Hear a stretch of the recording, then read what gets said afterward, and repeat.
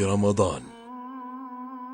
اليوم الأول من رمضان نزول صحف إبراهيم.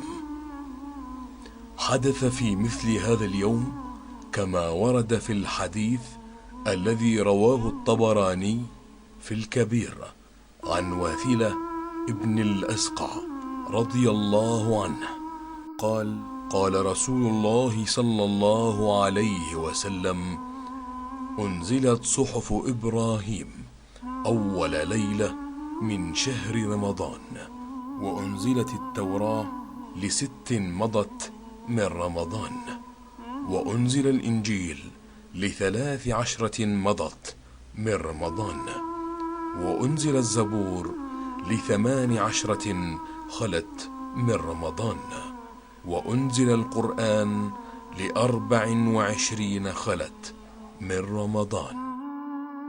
حدث في رمضان. كفى بالقرآن واعظا. والصائمين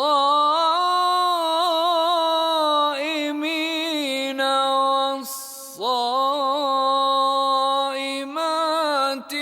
والحافظين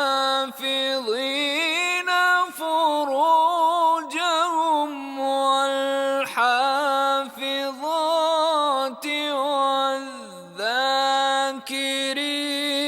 الله كثيرا والذاكرات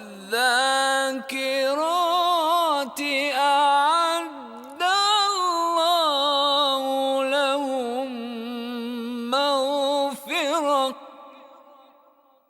أعد الله لهم مغفرة وأجرا عظيما.